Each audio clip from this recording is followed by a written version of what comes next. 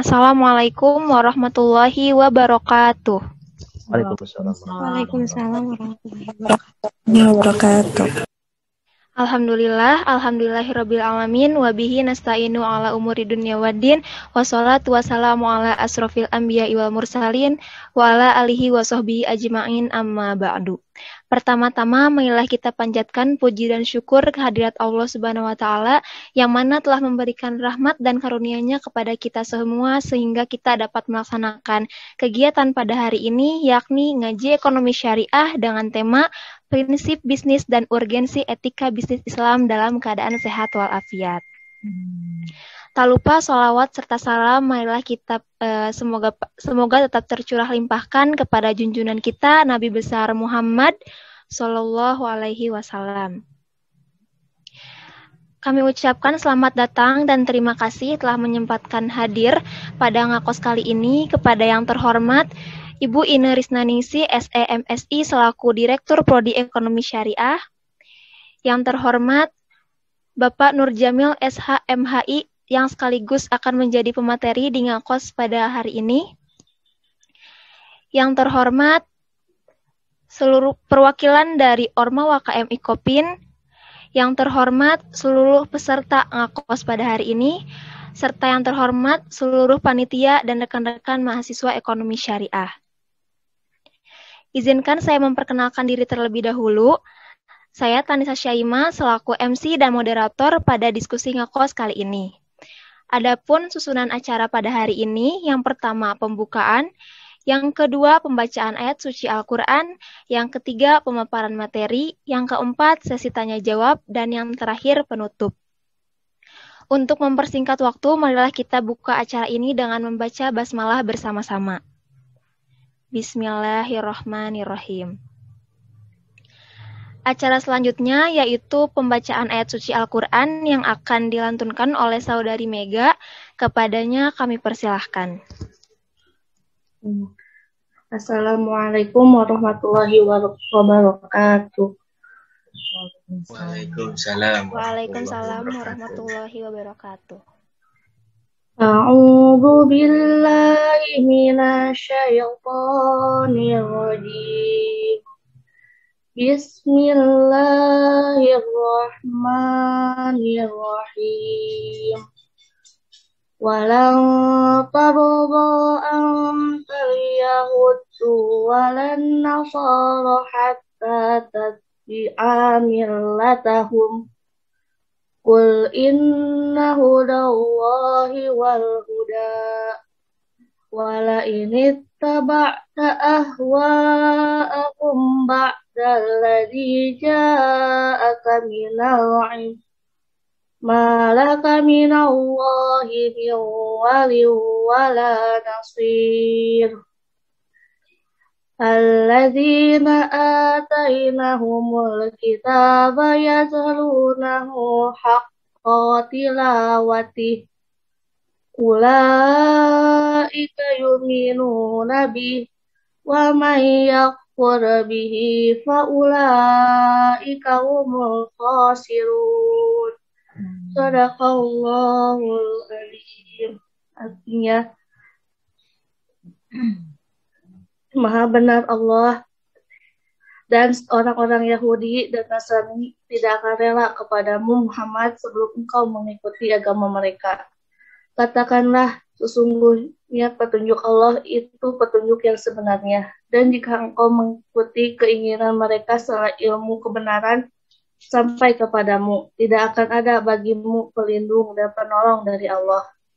Orang-orang yang telah kami beri kitab, mereka membacanya sebagaimana mestinya.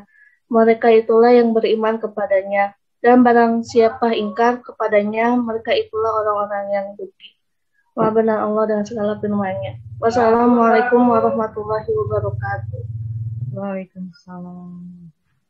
Waalaikumsalam warahmatullahi wabarakatuh. Terima kasih kepada Saudari Mega. Semoga lantunan ayat suci Al-Quran tadi menjadi pahala bagi yang membaca dan juga menjadi pahala bagi kami sekalian yang mendengarkan. Amin ya rabbal alamin. Acara selanjutnya langsung kepada pemaparan materi yang akan dipaparkan oleh Bapak Nur Jamil yang sudah hadir di tengah kita semua. Namun sebelum masuk kepada diskusi, saya ingatkan lagi kepada seluruh peserta untuk mengisi absensi yang sudah panitia share di kolom chat.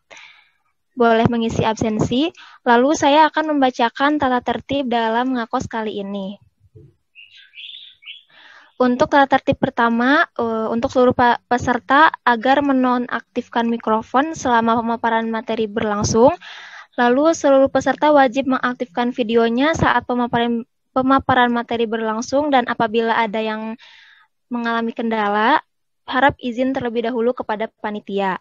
Lalu pengisian absensi dilaksanakan 2 sesi. Sesi pertama itu pada awal berlangsungnya acara dan sesi kedua pada akhir acara. Selanjutnya, apabila dari peserta ada yang ingin mengajukan pertanyaan, langsung saja nanti diajukan pertanyaannya di kolom chat dengan memakai format nama _ nama asal instansi dan dilanjutkan dengan pertanyaannya. Seperti itu untuk tata tertib diskusi ngakos kita pada hari ini. Mungkin langsung saja kita sapa dulu pemateri kita pada hari ini. Sudah join bersama kita semua, Bapak Nur Jamil. Iya, Saima. Ya. Alhamdulillah. Sebelumnya mungkin operator bisa ditayangkan dulu biodata dari Pak Nur Jamil atau CV mungkin ya. Nah, pada ngakos kali ini, pengisi ngakos pada kali ini ada Bapak Nur Jamil SH IMH, tempat tanggal lahir Ciamis 5 Mei 1982, dan telah menempuh pendidikan S1 di UIN Syarif Hidayatullah Jakarta, S2 Unpad dengan Hukum Bisnis, S3 kandidat doktor di Unpad Ilmu Hukum, dan sekarang menjadi dosen tetap Prodi Ekonomi Syariah IKOPIN, kayak gitu. Mungkin langsung saja Bapak ke pemaparan materinya. Waktu dan tempat kami persilahkan. Baik. Bismillahirrahmanirrahim. Assalamualaikum warahmatullahi wabarakatuh. Waalaikumsalam warahmatullahi wabarakatuh. Alhamdulillahilladzi hadana lihada wa ma kunna linahtadiya laula an hadanallah. Asyhadu an la ilaha illallah wahdahu la syarika lah wa asyhadu anna sayyidana Muhammadan abduhu wa rasuluhu alladzi la nabiyya ba'dah. Allahumma fassalli wa sallim wa karrim wa azim wa at'im ala sayyidina wa habibina wa syafi'ina wa qurrati a'yunina wa maulana Muhammadin wa ala alihi wa ashabihi wa man tabi'ahum bi ihsanin ila yaumiddin ay yaumil qiyamah, amma ba'd. Rabbi shrah li sadri wa yassir li amri wa hlul 'uqdatam min lisani yafqahu qawli. Qala ta'ala a'udzu billahi minasyaitonir rajim. Bismillahirrahmanirrahim. Yarfa'illahu alladhina amanu minkum walladhina utul ilma darajat. Shadaqallahul azim, shadaqa rasuluhul karim. Yang sama-sama kita hormati Ibu Hajah Ine Risnaningsi. Selamat sore Ibu, semoga Ibu dan keluarga insyaallah dalam keadaan sehat walafiat. Assalamualaikum. Assalamualaikum warahmatullahi wabarakatuh. Yang juga saya lihat ada Pak Ustadz Nanang. Mudah-mudahan beliau sehat afiat. Beberapa waktu lalu dalam keadaan sakit ya.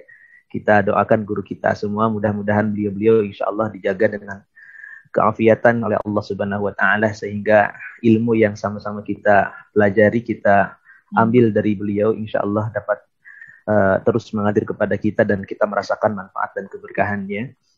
Kemudian teman-teman mahasiswa dan mahasiswi, ini khusus Prodi Ekonomi Syariah atau mungkin ada yang lain ya yang sama-sama hadir, yang juga sama-sama saya hormati. Semoga semua dalam kemuliaan karena kita berada dalam satu majelis yang dimuliakan Allah Subhanahu wa taala.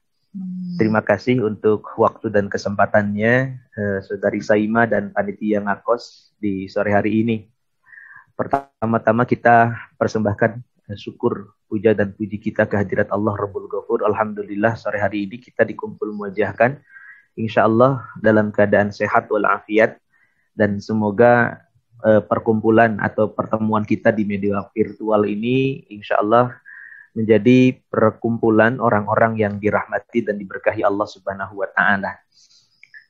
Dan kita mohonkan kepada Allah semoga salawat dan salam dilimpah curahkan kehariban baginda Nabi Muhammad sallallahu alaihi wasallam kepada para keluarganya, sahabat, pengikut, dan insya Allah kita semua ada di dalamnya sebagai umat-umat yang istiqomah dalam ajarannya. Mudah-mudahan kita dan keluarga kita tercinta, termasuk keluarga besar Prodi Ekonomi Syariah ini, diakui sebagai umat Rasulullah Sallallahu Alaihi Wasallam. Di satu saat nanti kita dikumpulkan bersama mereka yang mendapatkan syafaatnya. Amin ya rabbal alamin. Baik teman-teman sekalian dan dosen-dosen yang mungkin hadir nanti akan beberapa hadir juga ikut di media ini bergabung bersama kita. Terima kasih saya sampaikan sekali lagi untuk kesempatan sore hari ini saya diundang untuk menjadi pemateri pada acara ngakos.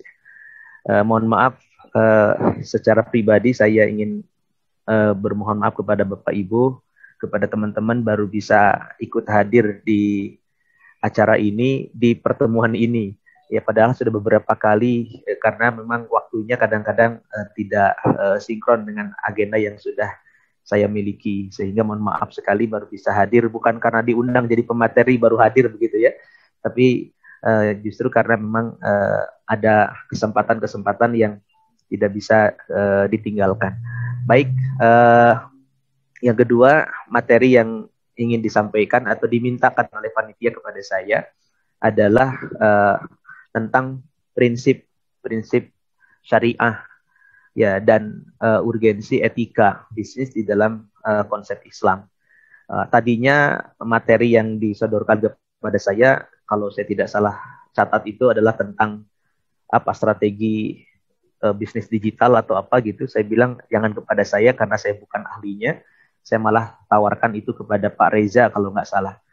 Tapi kemudian diganti dengan materi ini, demikian pula ini juga saya bukan ahlinya. Ini ada Pak Nanang yang lebih ahli untuk memaparkan materi ini. Tapi kebetulan di semester ini, saya diminta untuk mengampu materi atau mata kuliah yang kaitannya dengan etika bisnis syariah. Sehingga mau tidak mau ya saya harus menerima. Begitu kira-kira. Jadi apa yang disampaikan hari ini mungkin ini ulasan-ulasan dari perkuliahan dengan teman-teman untuk mata kuliah etika dan hukum bisnis syariah ya. Baik, tapi mungkin ini lebih luas saja, tidak seperti kuliah gitu ya. Baik, Bapak Ibu, teman-teman sekalian, saya izin share screen untuk materi kita di sore hari ini. Saya sudah siapkan ini kira-kira seperti yang diminta di TOR ya, acara ngakos ini, prinsip bisnis dan urgensi etika bisnis Islam ya. Untuk materi kita, saya ngarang-ngarang, coba-coba kira-kira nyambung atau tidak, nanti teman-teman bisa kritisi untuk materinya, teman-teman bisa lengkapi, atau nanti ada Bapak dan Ibu ya, guru kita semua, ada Ibu Hajah Ine dan Pak Ustaz Nanang nanti bisa menambahkan lah, kurang lebih begitu.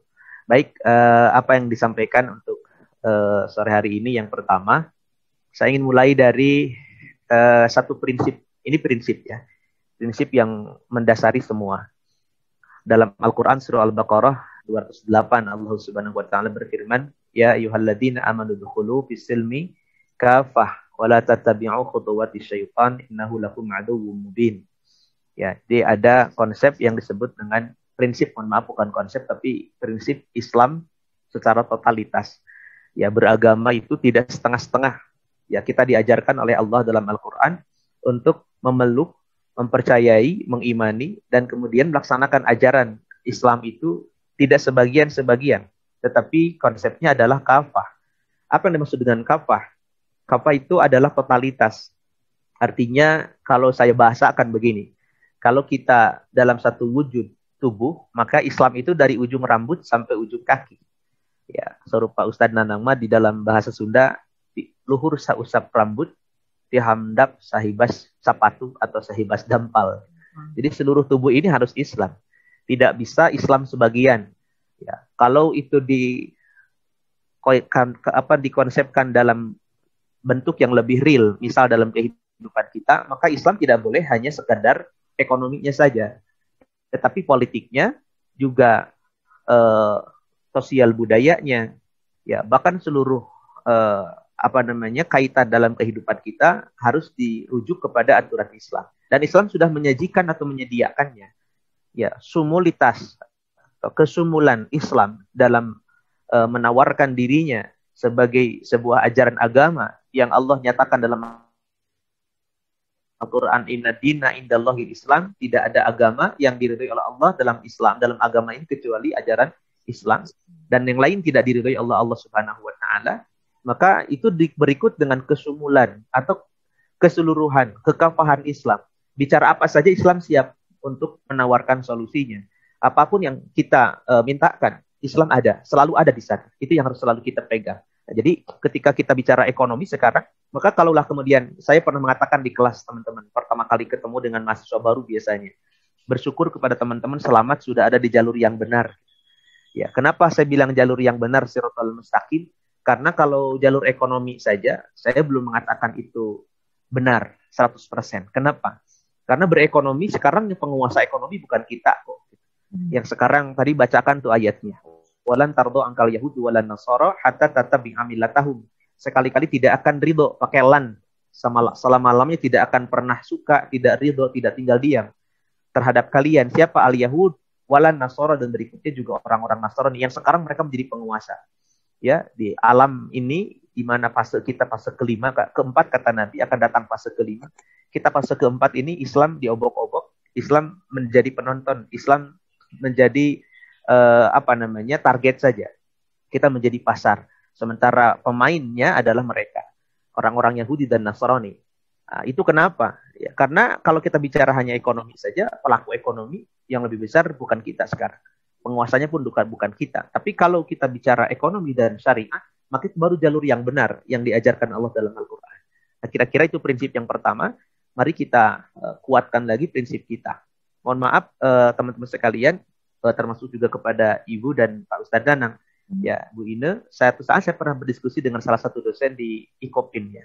Di kendaraan waktu itu, beliau pernah mengatakan bahwa menurut beliau bahwa embel-embel syariah di belakang koperasi itu tidak terlalu penting, bahkan menjadi bumerang, sehingga tidak perlu dikaitkan antara koperasi dengan syariah karena koperasi sudah syar'i, begitu kira-kira.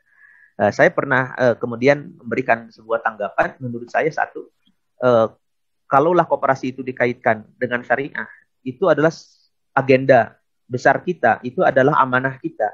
Ya, sebetulnya umat Islam mempunyai kepentingan yang sama, bahwa setiap hal yang dilakukannya, apakah dalam berpolitik, apakah dalam berekonomi, bersosial, budaya, bahkan pendidikan pun juga sama.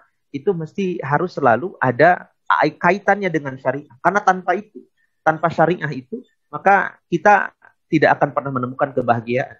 Ya, bahwa syariah itulah jalan yang seharusnya kita tempuh. Teman-teman seperti sudah pelajari sebelumnya, bahwa yang disebut dengan syariah itu kan seperti jalan mata air dari hulu sampai ke hilir. Ada hulunya dari Allah dan Rasulullah SAW, Quran dan Sunnah.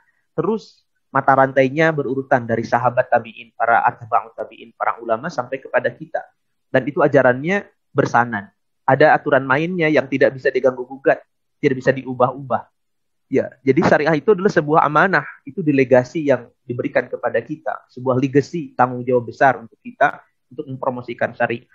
Itu karena di luar sana memang berapa banyak orang yang lebih tidak suka syariah daripada syariah.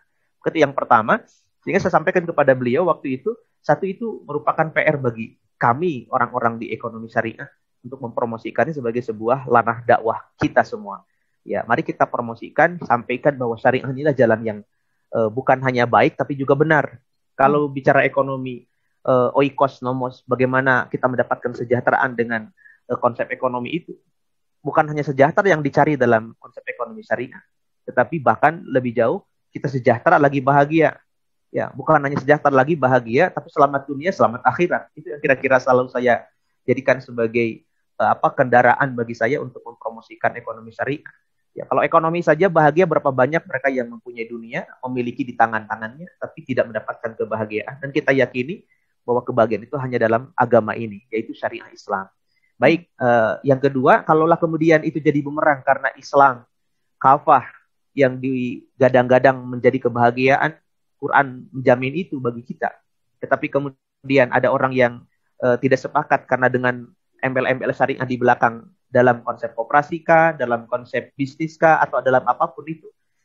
dan yang terjadi, yang dilihat pemandangannya adalah kegagalan, kepailitan, yang terjadi adalah keterpurukan, maka itu potret-potret yang gagal betul, tetapi kita harus tahu mungkin bukan salah syariahnya, tetapi salah penerapannya. Mungkin bukan salah syariahnya, tetapi salah pemahamannya, ya, atau sumbernya yang diambil, dikira syariah ternyata bukan. Maka dalam Islam ekonomi syariah pun dikenal dengan istilah khiyal. Yang saya pernah baca itu khiyal itu artinya itu pengalihan, ya pengalihan. Jadi satu hal dianggap syariah dan diusahakan seperti syariah padahal tidak syar'i. Banyak yang seperti itu dalam bisnis syariah yang dan itu berkaitan dengan fatwa, berkaitan dengan dalil yang kemudian dianggap dalil atau menjadi dalih kemudian. Itu ranah diskusi yang lebih luas kemudian. Baik, pertama itu yang harus kita sepakati, mohon maaf, mari kita sepakati tentang Islam itu adalah agama yang isinya menganjurkan kita untuk kafah dan siap untuk kafah. Islam siap untuk menerima kekafahan itu dengan segala konsepnya. Sumber hukum Islam kita tahu ada Quran, ada Shihab, Maslahatul Mursalah, ada Dari'ah dan sekian banyak yang lainnya. Kajian teman-teman di usul fikih itu lebih mapan menurut saya. Saya bukan bidangnya, bukan ahlinya. Baik, yang kedua, prinsip yang juga sama-sama kita harus pegang dalam bisnis atau dalam hidup beragama Islam itu adalah Quran, wa ma khalaqtul jinna wal insa illa liya'budun. Adzariyat 56. Tidak aku ciptakan jin dan manusia kecuali untuk beribadah atau mengabdi kepadaku, kata Allah. Ya, hidup adalah sebuah jalan panjang yang di dalamnya pengabdian. Punya kemampuan untuk mengolah sumber daya alamkah itu, sumber daya ekonomikah itu, maka lakukan dengan itu sebagai bentuk pengabdian. Yang mempunyai kemampuan dalam berpolitik, ya duduk di parlemen untuk peraturan yang itu bermanfaat untuk umat dan agama, silakan berjalan di situ dan jadikan sebagai sebuah pengabdian. Yang kemudian saya salah satunya dengan Ibu Haja Ine, dengan Pak Ustadz Nanang dan teman-teman guru dosen-dosen yang lain, pengabdian. Intinya pada akhirnya yang kita kejar adalah nilai tambah yang Allah berikan kepada kita sebagai hamba-Nya yang mengabdi dengan pengabdian yang terbaik. Maka kalau hidup hanya sekedar hidup, maka sekedar bekerja, kerja, maka kerak bekerja. Saya di kampung halaman masih ada petani yang menggarap sawah dengan kerbau. Ya kerbau pekerja juga ada. Ya, lalu hanya sekedar itu, apa bedanya kita dengan mereka?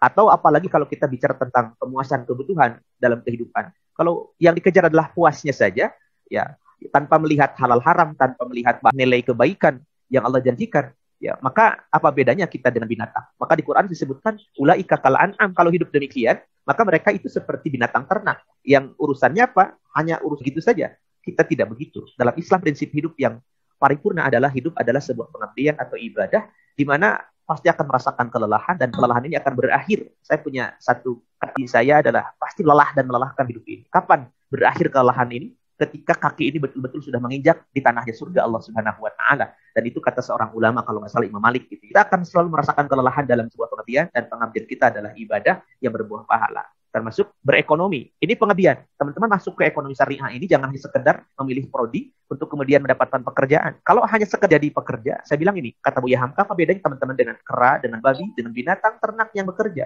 Bukan. Teman-teman selesai kuliah di ekonomi syariah adalah dalam rangka mengabdikan nilai-nilai syariat Islam. Ya, nilai tambah untuk keluarga dan pribadi kita. Baik, prinsip berikutnya. Mungkin teman-teman ada yang tahu. Kalau nanti ada yang tahu kalimat Arabnya, silahkan nanti kontak saya punya door prize ya. Yang tahu siapa? Kalau ada yang tahu silakan bisa langsung diminta ke Sania Tanisa ya, kepada operator ya, minta instruksi sebentar. Saya tahu Pak dalilnya gitu ya. Arabnya. Saya punya door prize sedikit untuk teman-teman kalau tahu tentang dalil ini. Arabnya. Tapi tidak berlaku untuk Bu Haja Ina dan Ustaz Nanang ya. Siapa? Ada yang tahu? 1, 2, 3, angus. Khairun wa ahabu ilallah minal mu'minin ad-dha'if. Gitu. Itu hadis Nabi. Ya, apa kata Rasul? Mukmin yang kuat itu lebih baik dan lebih dicintai oleh Allah daripada mukmin yang lemah. Artinya apa? Namanya berbisnis ya. Kita mempunyai prinsip bahwa kita harus menjadi orang yang kuat. Dalam Quran dikatakan wal yakhshal ladzina law taraku min khulfihim dzurriyyatan dha'afan khafu 'alaihim falyattaqullaha wal yaqulu qawlan sadida.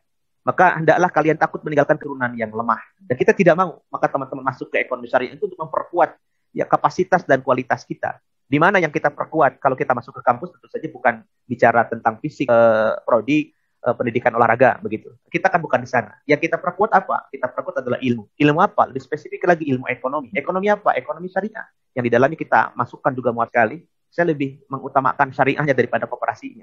Karena syariah tanpa koperasi tetap berjalan. Ya, koperasi sebagian saja kendaraannya, atau bagian kendaraan untuk bermuamalah. Koperasi tanpa syariah tidak mungkin berjalan dengan baik dan tidak mungkin selamat. Kenapa? Kalau di dalam koperasinya berlaku riba, maka Allah nyatakan yamhaqullahu riba. Allah pasti binasakan semua yang berkaitan dengan riba, apapun itu. Koperasi kah itu, perbankan kah itu, apapun Allah hancurkan kalau itu masih bermain-main dengan riba. Makanya koperasi syariah itu menjadi penting. Ya, menjadi penting teman-teman sekalian. Jadi al-mu'minul qawi ahabbu khairun wa ahabbu ila Allah. Recording in progress.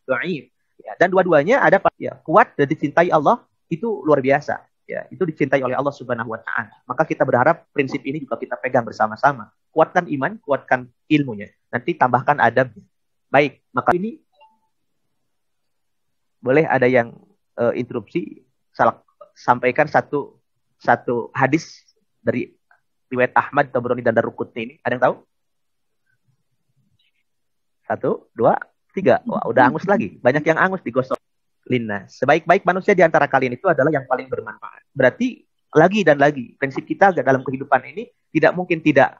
Kita harus selalu punya prinsip apa manfaat. Kadang-kadang kita masih mempertanyakan manfaatnya apa, apalagi untuk orang lain. Maka hari ini kita harus punya komitmen yang sama. Saya harus bernilai.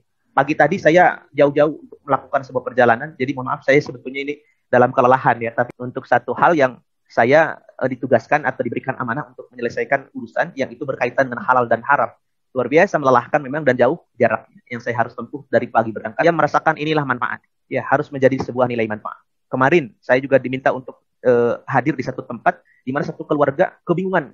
Ya, beberapa lama waktu ini keluarga ini merasa bingung, merasa risau berkaitan dengan pembagian warisan dari keluarga atau orang dan menyelesaikan satu urusan.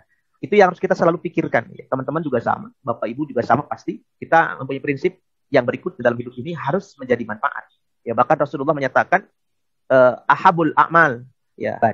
Ahabul ibad itu sebaik-baik manusia. Ahabul ibad anfa'uhum linnas. Sebaik-baik manusia yang dicintai Allah yang paling bermanfaat untuk kesamanya. Wa ahabul a'mal, sebaik-baik amal hari ini adalah idkhalus surur ala qalbil mu'min, memasukkan rasa bahagia ke dalam hati orang beriman. Ini prinsip. Ya, jadi prinsip itu sesuatu yang mendasar yang kita harus terjemahkan ulang ya untuk menjabarkannya. Oleh karena itu teman-teman sekalian, kaitan dengan bisnis ini, mari kita lihat apa yang disampaikan oleh Umar bin Khattab radhiyallahu an ketika beliau berkeliling ya di pasar Madinah. Ya, beliau mengatakan la yabi' fi suqin, perkenankan datang untuk berjual beli di pasar ini, di pasar kami ini, ya, kecuali orang-orang yang telah mengerti muamalah dalam agama Islam. Bayangkan aturan main dalam pasar yang syar'i itu luar biasa, mengetahui tentang ilmu bermuamalah, tahu halal dan haram. Maka tadi pagi saya kelas pagi itu dengan teman-teman adalah tentang konsumsi Islami. Teman-teman tadi mengatakan rujukannya adalah ilmu. Saya bilang ilmu siapa yang kan dasarnya adalah kaum kapitalis, kaum sosialis, yang mereka tidak beriman kepada Allah dan Rasulnya. Mana mungkin mendapatkan nilai konsumsi yang bahagia dunia, bahagia akhirat. Gitu ya. Tapi kalau yang jadi rujukan adalah diajarkan kepada ulama, maka yakinlah recording in progress. Teman-teman sekalian, maka ada prinsip berikutnya. Sebelum kita melakukan amaliyah, muamalah sebuah pemahaman yang utuh tentang ilmu. Berilmu sebelum beramal. Al-ilmu qoblal amal. Baik, nah ini prinsip utamanya. Apa itu? Yang pertama iman, kedua Islam, ketiga ihsan. Ini garis besar tentang syariatnya. Ihsan itu tentang tasawuf atau akhlaknya. Yang tiga-tiganya terintegrasi, tidak boleh terpisah satu sama lain. Ya, iman, Islam, dan ihsan dalam kehidupan nyata bukan hanya teori. Ada seseorang berjualan mengambil spot tertentu untuk berdagang. Seorang anak ternyata menegur seorang ayah. Ketika ayahnya mengatakan bahwa di tempat ini kita akan berjualan, tetapi kemudian dia mengatakan nanti siapa yang akan beli. Kalau kita iman, anak mengatakan ayah, bukankah yang menghantarkan pembeli adalah Allah? Bukankah yang menghantarkan keuntungan juga adalah Allah? Kalau kita misalnya ada di satu tempat di pasar pilih tempat, tidak ada tempat lain kecuali tempat yang kita harus temukan. Tidak demikian kalau dengan iman, karena kita yakin yang mengantarkan rezeki adalah Allah Subhanahu wa taala. Berkaitan dengan Islam adalah kaitan dengan misalnya kita kenal dengan anti magazir, maisir, goro, riba, zoli, konsep muamalah, konsep akad-akad syariah. Ihsan kaitan dengan akhlak. Ya, yang kita hari ini pun juga bicarakan lebih lanjut yaitu etika. Walaupun teman-teman nanti perpanjang lagi diskusinya. Moral etika dengan syariah ini yang mana? Ya, kalau saya lebih milih kaitannya dengan akhlak. Ya, kenapa? Karena etika itu biasanya berkaitan dengan itu lokal dan temporal. Etika di Tatar Sunda berbeda dengan etika beda dengan di Sumatera, apalagi di wilayah-wilayah yang lain, apalagi berbeda negara. Etika itu bagus, tetapi menurut sebagian lagi belum tentu. Jadi tidak mutlak. Nah, moral juga sama. Moralitas manusia berbeda-beda, tergantung dari budayanya, tergantung dari polanya. Gitu ya. Ada orang yang merasa tingkat moralitas itu cukup sampai mengucapkan bela sungkawa.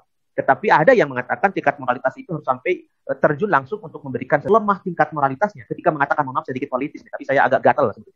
Ketika mengatakan Palestina dan Israel bukan urusan kita, itu kan moralitas. Bicara moralitas tidak sama. Moralitas saya mengatakan syariah. Dalam moralitas saya mengatakan bahwa kita pun bantu mereka. Mereka sakit, kita pun juga sama merasakan sakit. Tapi ada mereka yang moralitasnya berbeda dengan kita yang mengatakan bukan urusan kita. Bahkan tidak sedikit yang membela kebalikan. Yang disebut oleh salah seorang tokoh itu pesek. Yahudi yang kulitnya coklat tua. Ya, Yahudi yang berbahasa Sunda. Mungkin saja ada gitu. Itu kan moralitas berbeda-beda, malah mendukung Yahudi daripada Islam. Berkaitan dengan merasa dilihat muraqabah atau muqarrabah, merasa dilihat oleh Allah, merasa disertai oleh Allah, senantiasa begitu. Akhlak yang baik dan seterusnya. Ya, kemudian maka ini yang kita kenali dengan apa yang dibawa Rasulullah SAW oleh Bu Dr. Reni di Unpad ya. Beliau menyingkatkan dengan kalimat pas.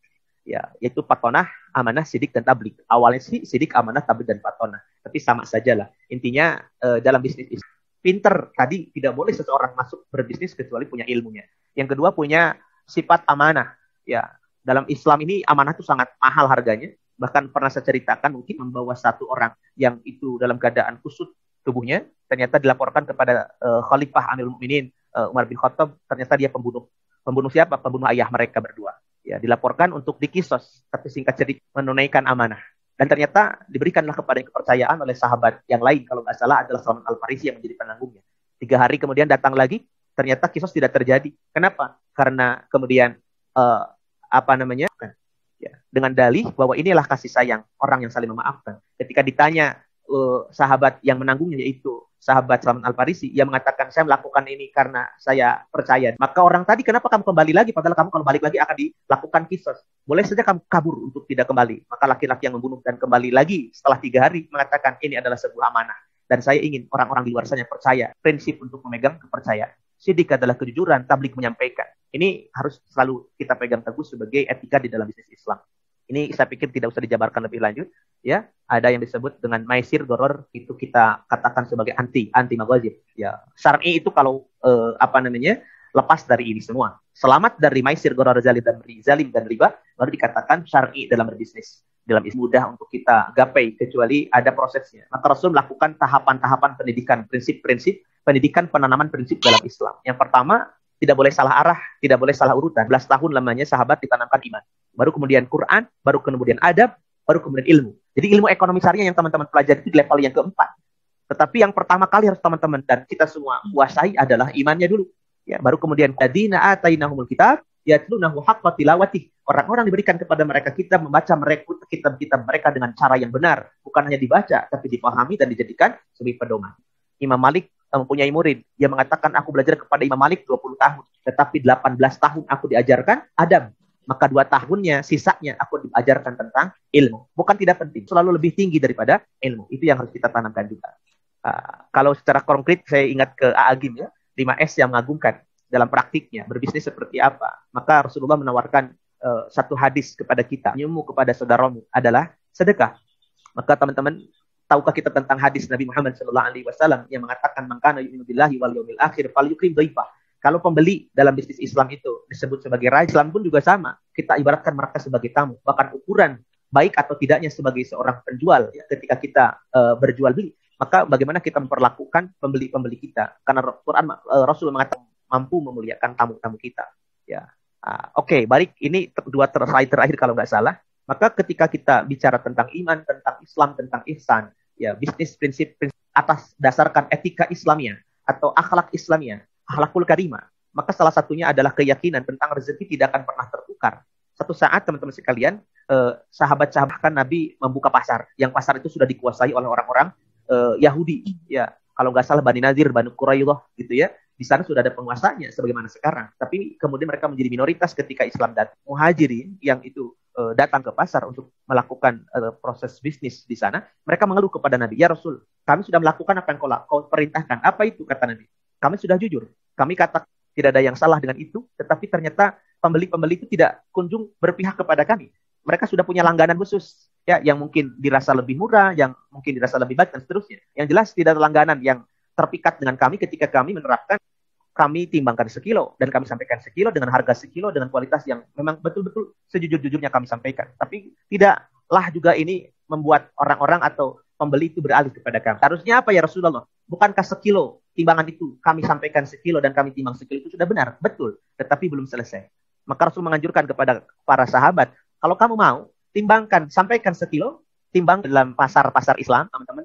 Kalau ke pasar sudah biasa nih, seperti ini dari Islam, dari Rasul. Apa itu?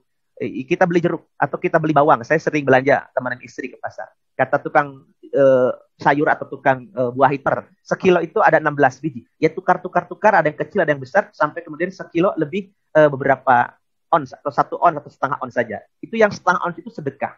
Ya, tidak akan pernah tertukar rezeki. Allah sudah menetapkan apa yang kita berikan, Allah yang ganti. Ya, jadi prinsip terakhir kita harus pahami bahwa rezeki tidak akan pernah tertukar. Kalau gaji diatur manusia, ya, saya digaji dari Ikopin, tetapi rezeki diatur oleh sang pemilik Ikopin, bukan yayasan, tetapi Allah Subhanahu wa Ta'ala. Tidak semua orang punya gaji, tapi semua makhluk Allah punya jatah rezeki. Wa ma min dabbatin fil ardi illa 'ala Allahi rizquha. Maka harga diri seorang pedagang adalah kejujuran dan amanah. Ini prinsip yang harus kita pegang kuat-kuat. Dan terakhir mungkin ini kisah saya tidak akan sampaikan lah. Mungkin waktunya sudah habis. Teman-teman nanti bisa carilah kisah air sungai. Tiba-tiba ia dilihat Nabi Sulaiman berenang ke tengah sungai. Dari dalam sungai tiba-tiba seekor katak muncul dan melahap seekor semut. Beberapa lama kemudian semut itu muncul kembali, berenang kembali. Kemudian ia berjalan. Nabi Sulaiman, semut mengatakan, wahai Nabi Allah, Nabi Sulaiman yang mulia, sesungguhnya hari ini aku diberikan amanah untuk menghantarkan jatah rezeki seekor cacing yang terhimpit batu di dalam dasar sungai. Tapi aku tidak mampu untuk menyelam ke bawah. Bayangkan, semut itu menjadi perantara rezekinya cacing. Maka demikian pula kita. Kalau kita pakai iman, konsep Islam, dan ihsan yang benar, maka yakinilah bahwa Allah sudah menetapkan jatah Islam di dalam berbisnis dengan prinsip-prinsipnya. Tetaplah jaga etika, karena yakinilah rezeki yang Allah tetapkan kepada kita, itu tidak akan pernah salah alamat. Kalau sudah sampai kepada kita, maka yakinilah kalau jalannya baik. Itu yang dapat saya sampaikan, Bapak Ibu dan teman-teman mahasiswa sekalian. Mudah-mudahan bisa bermanfaat. Silakan saya kembali serahkan ke Saudari Tanisa untuk menyambung atau melanjutkan sesi diskusi. Terima kasih. Selamat Waalaikumsalam warahmatullahi wabarakatuh. Terima kasih kepada Bapak Nur Jamil yang telah memaparkan materi pada angkos kali ini. Mungkin dilanjut saja dengan sesi tanya jawab kepada seluruh peserta di kolom chat, dengan menyebutkan nama dan asal instansi, dilanjutkan dengan pertanyaannya, kayak gitu. Nanti yang jawab dibantu sama Bu Haja Ines sama Ustaz Nanang ya. Ini sudah nyerah duluan sebelum ditanya. Silakan, mungkin ada yang bertanya. Baik, kepada rekan-rekan apabila ada yang ingin bertanya, boleh di kolom chat atau ingin open mic menyuarakan pertanyaannya secara. Nah, mungkin sambil menunggu pertanyaan dari peserta ya Pak. Tadi kan membahas bisnis dan juga etika bisnis Islam kayak gitu. Nah, dan dilihat juga nih saat ini kan ekonomi syariah sudah mulai meningkat ya.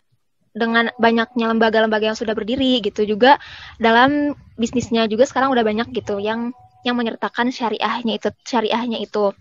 Nah, dengan meningkatnya hal tersebut menurut Bapak, syariahnya pun ikut meningkat dalam penerapannya, apa masih belum terlihat peningkatannya? Baik. Gitu Pak. Sambil nunggu yang lain ya. Ini pertanyaan khusus dari Tanisa. Oke, baik. Recording in progress. Ada terjadi peningkatan. Ya, terjadi peningkatan. Kalau bahasa keren kan apakah kuantitasnya ya atau sama dengan kualitasnya? Saya belum melihat itu. Ya. Sementara ini yang bisa didata adalah misalnya kuantitas. Berapa jumlah lembaga-lembaga keuangan kalau dari sisi keuangan akhirnya perbankan syariah atau bank syariah.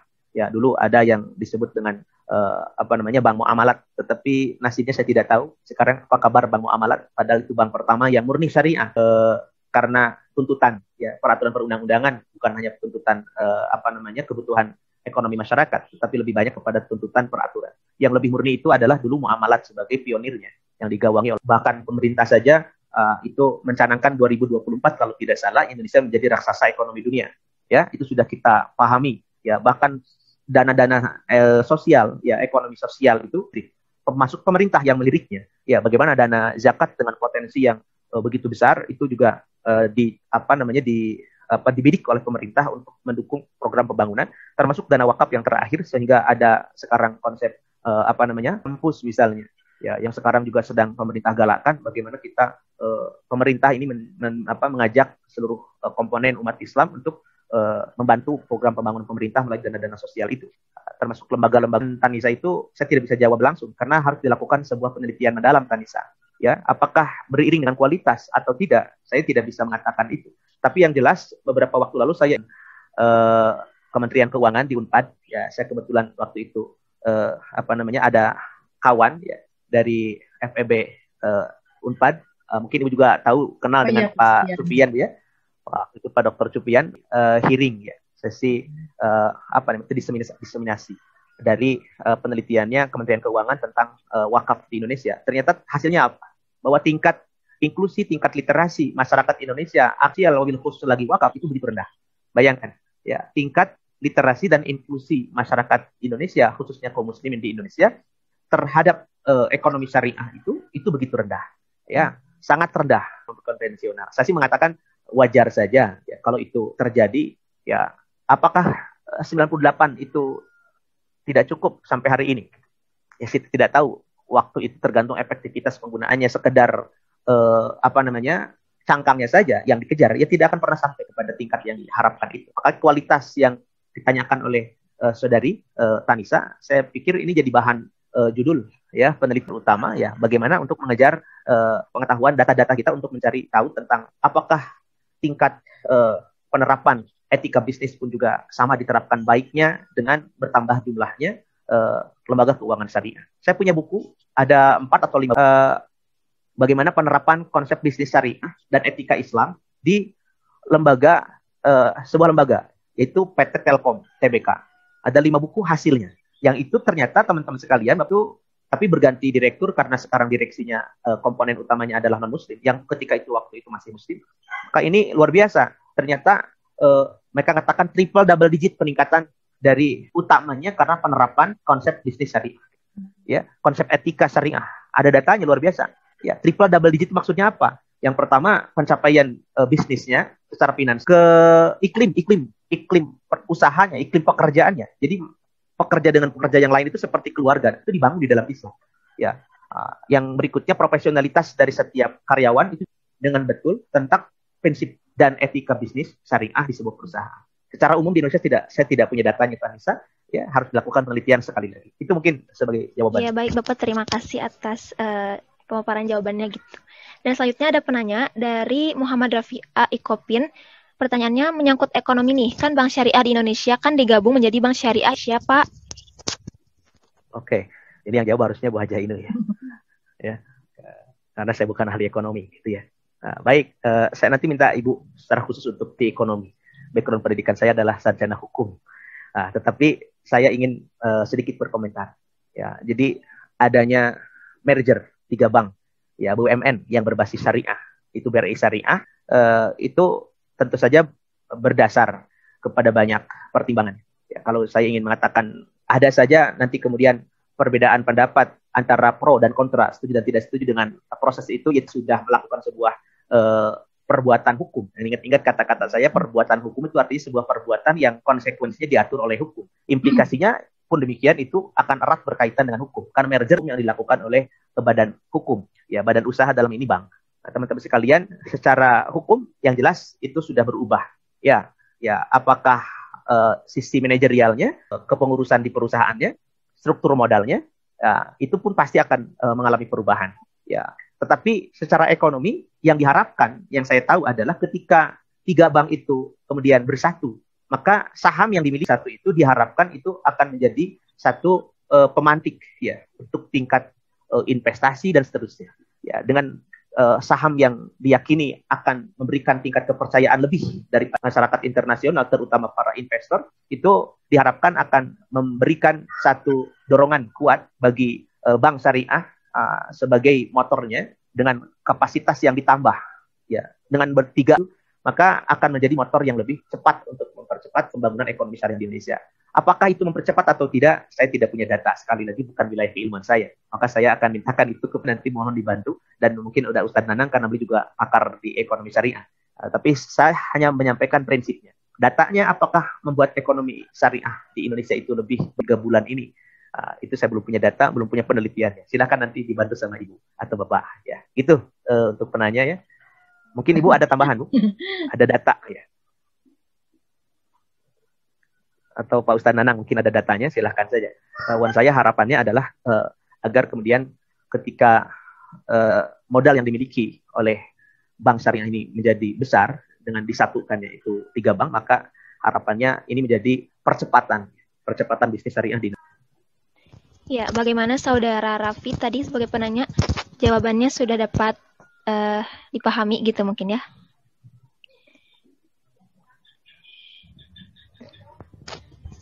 Ya baik Pak, terima kasih dari Saudara Raffi. Nah sudah, yaitu dari Derani Ikopin, izin bertanya Pak, untuk Indonesia yang mayoritasnya umat muslim, dalam praktiknya prinsip dan etika bisnis Islam ini masih sedikit yang menerapkannya seperti lembaga-lembaga yang berbagaimana Pak cara untuk mendorong agar syariah Islam ini diterapkan dalam bidang bisnis ataupun dalam bidang lainnya? Baik. Seperti itu pertanyaannya. Jadi satu, ini saya tidak tahu diambil dari mana data yang disampaikan oleh Saudari Derani. Besok baru ketemu hari Sabtu ya Der, untuk kelas kewirausahaan. Saya Ibu di bisnis syariah gitu ya. Walaupun di awal saya sudah sampaikan ke Pak Ustadz Nanang gantian. Ini saya pikir salah alamat. Saya bukan pengusaha gitu ya. Saya adalah teman-teman sudah belajar dan menerapkan entrepreneurship Islam itu. Kalau saya hanya menjadi pemakai saja, ya tidak. Tapi ada sedikit usaha, tapi tidak ini saya terima ya wirausaha syariah itu, dan sebagai mata kuliah yang saya ampu di semester ini yang mahasiswanya adalah Derani ya, salah satunya. Besok hari Sabtu ketemu, karena tadi saya tidak bisa hadir, saya geser waktu. Menurut saya manfaatnya juga sama-sama banyak lah gitu. Tapi gini, bagaimana ini bicara strategi ya, bicara strategi Islam itu luar biasa. Sekali lagi, dasarnya untuk membuat strategi itu harus apa? Kan banyak yang tidak tahu alasan kenapa itu terjawab atau tidak. Misalnya, kalau saya tanya sekali lagi, Epul, kemudian Pak Aziz, kenapa memilih Ikopin? Itu kadang-kadang di semester why di depan itu, start from the end, selalu saya bilang, selalu awali dari akhir, itu harus dipertegas. Ya, termasuk juga kenapa? Ya, kenapa memilih ekonomi syariah? Kenapa berdiri sebuah lembaga keuangan? Harusnya dijawab sejak awal. Untuk apa? Karena itu akan menjadi spirit berjalannya sebuah lembaga. Satu itu. Yang kedua, apa yang dimaksud dengan ekonomi syariah itu? Ya, yang sudah kita sama-sama pahami, yaitu ekonomi nilai Islam dan nilai ihsan. Yang ditanyakan oleh Derani tadi, syariahnya iya, labelnya sudah diterapkan, bahkan SK Kemenkumham sudah didapatkan, gitu ya, sebagai apakah lembaga keuangan mikro. Pertanyaannya secara praktis, etika itu kelihatannya belum. Mungkin Derani punya pengalaman kira-kira kalau begini. Mungkin datang ke bank syariah gitu ya. Assalamualaikum. Maka si tellernya itu waalaikumsalam, tapi lebih bagus pramugari yang tidak berkerudung. Ya, nah Ibu naik pesawat kan Bu, saya ketemu dengan pramugari. Satu pun pramugari itu nggak ada yang nggak senyum. Selamat pagi Bapak. Bahkan mereka ada yang sampai mengenali namanya. Selamat pagi Pak Nurjamin. Oh kok kenal ya? Gitu. Betul-betul senyumnya dianggap natural. Gitu. Nah, bank juga seharusnya begitu. Tapi yang saya maksudkan, selama ini mungkin etika itu dianggap sebagai sebuah cangkang saja. Jadi ini natural atau enggak nih? Natural nggak Bu? Ya, natural lah. Saya senyum ini ikhlas oleh dia. Tapi ada yang senyumnya disengaja itu, karena mau dipoto aja, gitu ya. Kayaknya belum dijalankan. Contoh apa? Etikanya tentang etika senyum untuk front office misalnya. Itu salah satunya. Karena itu pun diajarkan Rasulullah SAW. Apalagi etika yang lain. Apakah Islam mengajarkan? Ya. Islam mengajarkan luar biasa. Ya, ini saya tidak tahu, ini saya yakin bukan hadis ya. Ini kata ulama. Dikatakan begini, Bapak Ibu sekalian atau teman-teman sekalian, bahwa al-haqqu bila nizam, tahu?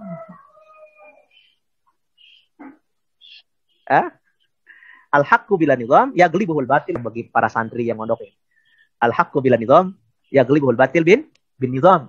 Kebaikan ekonomi syariah itu kan sudah baik. Saya bilang dari awal, ini syiar kita loh. Tetapi kalau bila nizam, tanpa menerapkan aturan main dengan benar, konsep etika yang disampaikan, ditanyakan itu, maka ya gelibul batil bin nizam, pasti akan dikalahkan oleh kebatilan yang terencana, terstruktur dengan baik. Kalau bank konvensional lebih senyum, lebih profesional, lebih ramah, lebih sopan, lebih santun oleh masyarakat, dan nyatanya memang begitu, daripada bank syariah. SDM-nya kah? Kan sekarang ada SDM syariah. SDM-nya kah? Syariahnya hanya pura-pura syariah. Saya yakin tidak akan pernah menemukan tingkat signifikansi karena ini penting sekali. Ya, metodologinya apa? Strateginya seperti apa? Maka saya tidak bisa berkata apa-apa kecuali kita harus sama-sama punya militansi.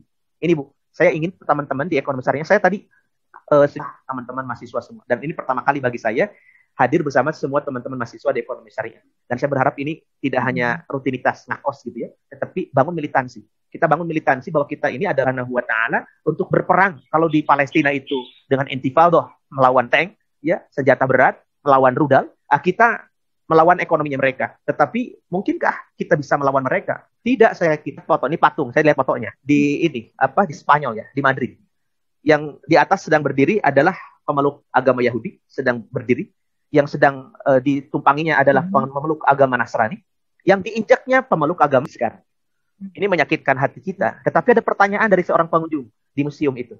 Apa pertanyaannya? Bagaimana kalau yang sujud itu kemudian bangkit? Maka si Yahudi yang berdiri, Nasrani yang sedang membungkuk akan jatuh. Islam ini akan bangkit. Sekarang kita sedang bersujud terus, tapi nggak tahu kapan bangkitnya. Ya. Bagaimana cara membangun kebangkitan itu? Militansi. Ada yang mengatakan bahwa baru Yahudi akan takut kepada kita. Salat subuh itu sama dengan jamaah salat Jumat. Saya izin sedikit tiba-tiba teringat kepada saudara teman-teman yang selalu saya ingatkan tentang salat subuh. Siapa? Masih ingat? Padil, Pak. Siapa? Ya, almarhum Padil ya. Saya selalu ingat ya Allah, Karim ini anak. Saya selalu mengingatkan itu Bu, tentang anak ikan dan ingatkan tolong bangun salat subuh. Selalu mengingatkan ketika masuk kelas. Ya, selalu ingatkan, teman-teman jadi saksinya. Dan saya ingin jadi saksi di akhirat nanti bahwa saya mengingatkan itu. Tapi mudah-mudahan ia adalah orang yang husnul khotimah. Itu dibangun dengan benar. Dan saya berharap dari skup terkecil, ada berapa mahasiswa ekonomi syariah itu dibangun dengan komando dari Ibu, saya dan Pak Ustadz Nanang dan dosen-dosen yang lain sebagai para letnannya, teman-teman adalah pasukannya. Yuk kita bangun militansi sehingga kita komitmen untuk membangun ekonomi syariah. Tidak mungkin tiba-tiba bangkit ya di sana di luar sana. Kalau kita di prodi ekonomi syariah saja tidak menjelaskan itu, disertai dengan ilmu yang teman-teman pelajari. Tapi militansi bagi saya harga mati. Ya, tidak mungkin bisa bangkit ekonomi syariah kalau kita masih nggak yakin. Ya, kita sendiri nggak yakin. Saya pernah nanya berkali-kali ke teman-teman. Coba, rekeningnya masih rekening bank konvensional. Bagaimana mungkin kita bisa membangun ekonomi syariah? Kan begitu. Ya, kalau kita ikut koperasi apa yang kita ikuti? Mohon maaf, saya hanya mengikuti koperasi syariah. Ya, saya juga ikut di koperasi, tapi saya ikut di koperasi syariah karena mau bercampur antara hak dan dengan batil. Itu penting dan itu harga mati bagi saya. Karena itu berkaitan dengan akidah. Dan itu harus dibangun dari kita. Kalau kita tidak mulai, kata Agim, mulai dari sekarang, mulai dari saat ini, ya mulai dari diri kita, dari yang tadi, saya tidak punya pilihan lain kecuali yuk minimal dari kita dulu. Etika itu ditunjukkan, nanti lama-lama akan beranak pinak akan menyebar.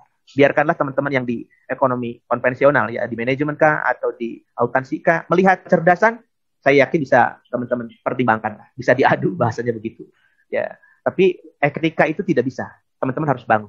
Ya, yuk bangun beretika dengan baik. Ya, mari kita tunjukkan bahwa mungkin ada yang mampu menandingi ketinggian Islam. Tapi Islam yang tinggi, bukan kaum muslimin. Kalau kaum musliminnya masih seperti yang kebanyakan di luar sana, sampai kapanpun tidak akan pernah bangkit. Mari kita bangun militansi dan keyakinan tentang ketinggian Islam dimulai dari kita. Begitu, Derani. Baik, bagaimana kepada penanya saudari Derani atas jawabannya?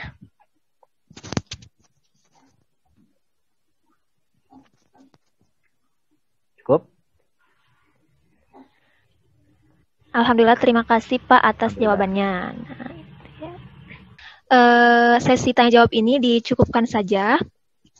Terima kasih kepada Bapak sebagai materi kita kali ini telah memaparkan materinya yang insya Allah bermanfaat bagi kita semua. Nah, mungkin kesempatan bertanya gitu ya, tidak cukup waktunya, jangan sedih, jangan risau, jangan galau, jangan resah gitu ya teman-teman, karena kita nanti akan ada ngakos yang kedua kayak gitu. Jadi ditunggu aja waktu dan tanggalnya gitu ya, nanti kita share lagi. Dan teman-teman yang belum berkesempatan nah mungkin diskusi ngakos pada kali ini saya tutup. Sekali lagi terima kasih kepada Bapak Nurjamin selaku pemateri pada ngakos kali ini. Terima kasih kepada seluruh tamu undangan yang telah hadir dan seluruh peserta yang telah menyempatkan waktunya juga untuk hidayah. Wassalamualaikum warahmatullahi wabarakatuh. Waalaikumsalam.